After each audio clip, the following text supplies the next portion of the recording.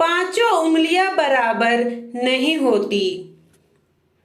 दीपा अपने ससुराल में सबसे बड़ी बहू थी। बड़ी होने के नाते जिम्मेदारी भी बहुत बड़ी थी। दीपा अपनी जिम्मेदारियों से पीछे नहीं हटती थी। हाँ, कभी कभी अपनी जिम्मेदारी से थोड़ा हटना चाहती और अपनी सास से बोलती कि माँ थोड़ा आज मैनेज कर लीजिएगा, मैं इस विषय पर बिल्कुल भी नहीं बोलूंगी। सासू माँ तुरंत जिम्मेदारी लेने से हट जाती थी।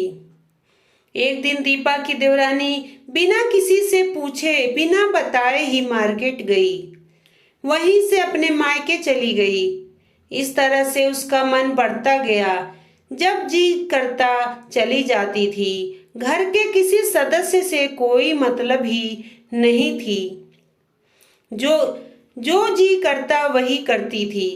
दीपा भी लगातार ससुराल में रहकर ऊब गई थी। पतिदेव गोपेश से बोली, क्या मैं अपनी माँ के घर एक हफ्ते के लिए जा सकती हूँ?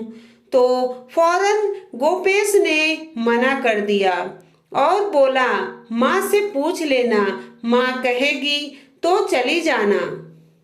शाम को दीपा ने अपनी सास से पूछा, माँ मैं भी एक हफ्ते के लिए जाना चाहती हूँ अपनी माँ के घर, तो आप कहे तो मैं चली जाऊं।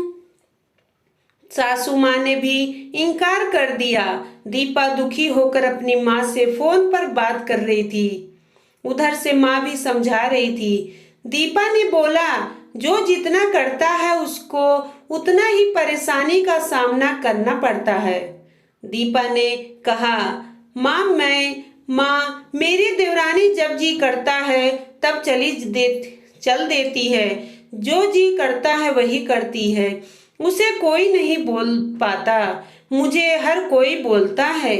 मेरे लिए ही इस घर के नियम कानून हैं, बाकी किसी के लिए कोई नियम कानून नहीं है।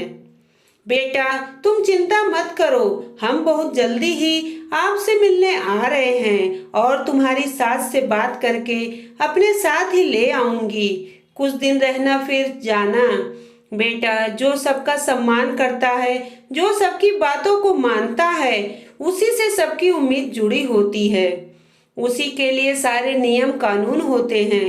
जो नियम का पालन करता है। और एक बात ध्यान से सुनना बेटा, जो जैसा करता है वही पाता भी है और किसी को कुछ कहने से कोई फायदा नहीं है। इसीलिए देवरानी के बारे में तुम कुछ भी ना कहो।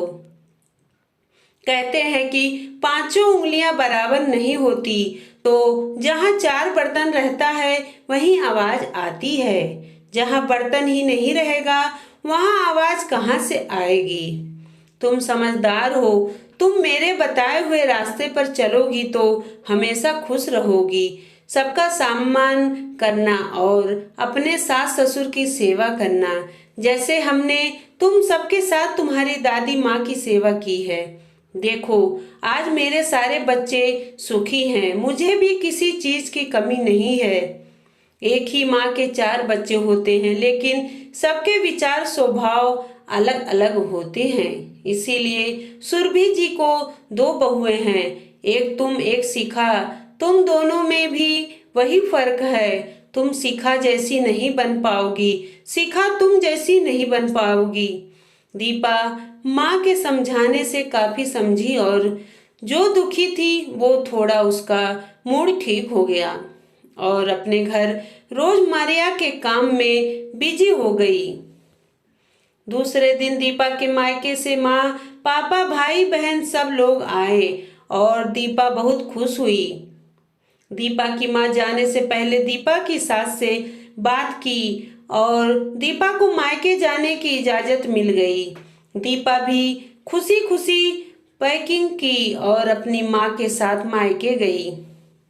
एक हफ्ते बाद फिर गोपेश के साथ वापस आई और अपने ससुराल में खुशी और प्यार से रहने लगी।